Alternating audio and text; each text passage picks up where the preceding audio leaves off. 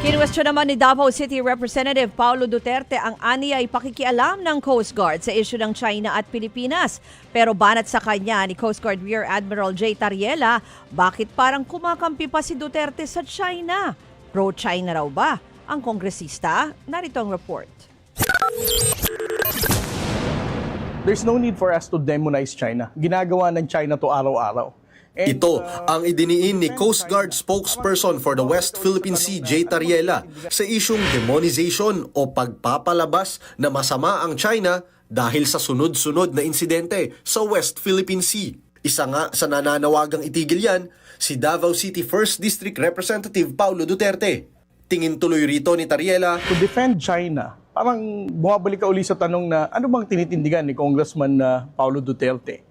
Ang sakripisyo ng mga mangingisdang Pilipino, ang pakikipagsabalaran ng Coast Guard at ng Armed Forces of the Philippines. giit naman ng kongresista, hindi raw niya kinakampihan ng China.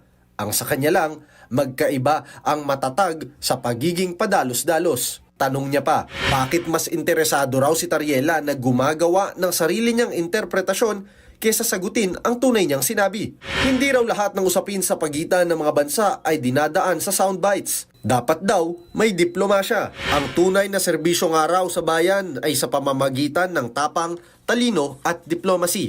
Sagot naman ni Tariela, hindi naman nawawala ang diplomasya sa pagitan ng China at ng Pilipinas. Patunay raw ang presensya ng Chinese Embassy at consulate offices. Banat niya pa kay Pulong, huwag kang malito. Hindi raw kasi si Tariela ang may sariling interpretasyon ng mga insidente, kundi ang China. O baka daw gusto ni Congressman Pulong na tumahimik na lang ang bansa sa panghaharas sa ating mga mangingisda. Hindi raw yan diplomasya, kundi pagtanggap ng pagkatalo. Isa pang binanatan ng kongresista ang umano'y pakikialam ng Coast Guard sa foreign relations.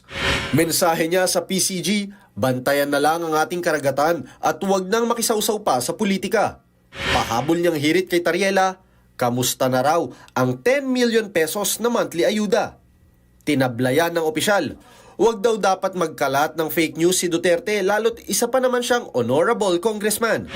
Buwelta ni Tariela, kumusta naman daw ang 51 billion pesos na flood control fund sa Davao? Hirit niya pa kay Pulong, pasok-pasok din sa sesyon sa Kamara kapag may time. Tutal, trabaho naman daw niya ang gumawa ng batas. Bakit din daw sa kanya nagagalit si Pulong at hindi sa China? Kaya tanong niya sa kongresista, pro-China ka ba, sir? Wala pang bagong sagot dyan si Representative Duterte.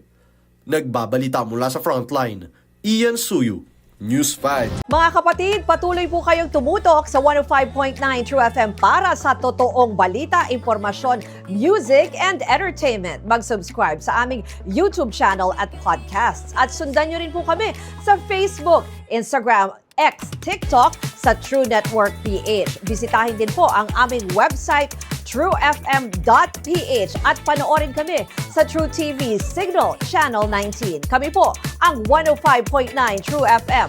Laging true sa'yo, kapatid.